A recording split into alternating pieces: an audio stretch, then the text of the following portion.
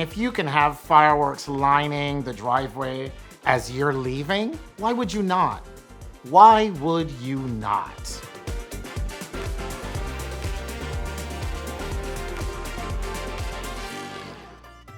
My Big Fat Greek Wedding is such a terrific movie for so many reasons. If for nothing else, it probably saved Windex and the entire cleaning industry. This wedding was as over the top as you could possibly want. So as you see her walking down the aisle, you'll see what looks like people spitting on her. First of all, they're not. It's the intention, but it's really a part of great Greek tradition. It blesses the couple with good luck. You're actually just puffing air. Don't hawk a loogie.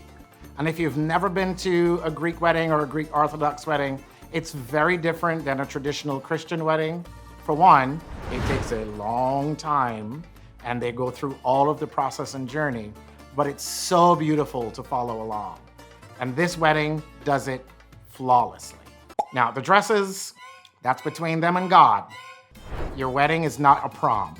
When you're picking out men's suits in particular, they can go very promy very quickly. We don't have to match the bridesmaids. Keep it clean and classic.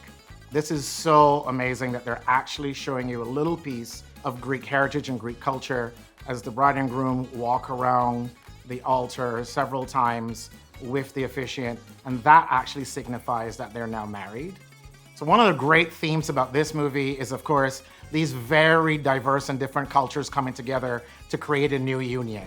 And I have had the privilege of working on some of the most incredible fusion weddings. All that we want to do is we want to bring a little bit of those cultures and those moments into various pieces of the wedding so that the guests really feel connected to who you are and where you came from. And one of the great spaces to bring in your culture is at cocktail hour. Bringing in a little bit of the food that makes you who you are so that guests can enjoy it. The music's another great space.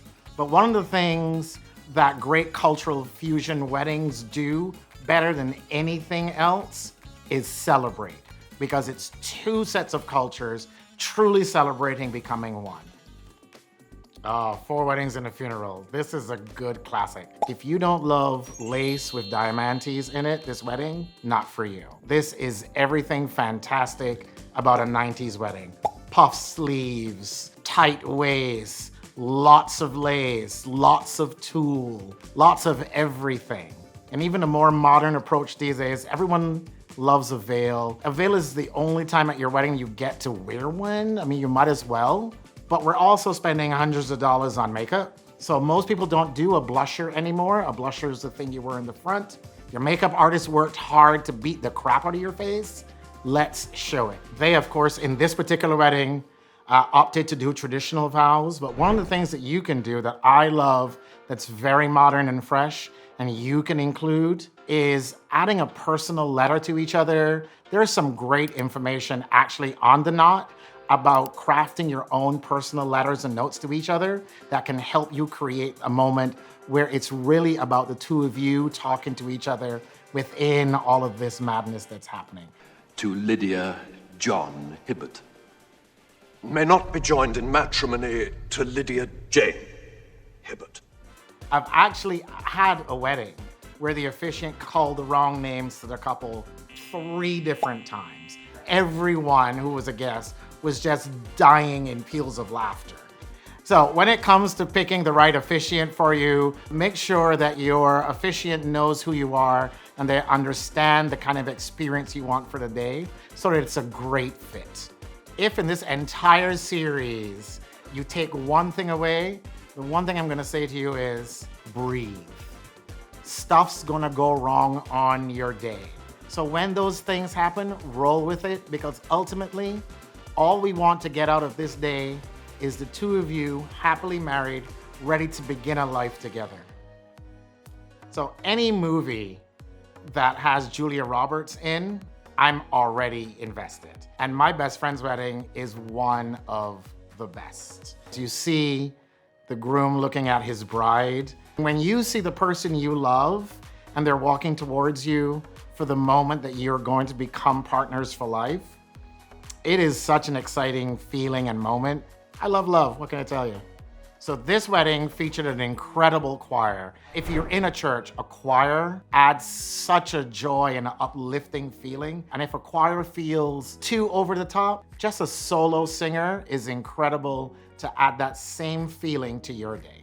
Look at the size and magnitude of this church. I mean, that's like 800 guests. That is phenomenal size wedding. So as you saw at the end, they were throwing rice as the bride and groom left. Petals are another way that you can do something like that. Whatever you're throwing, throw it up in the air, not at the couple.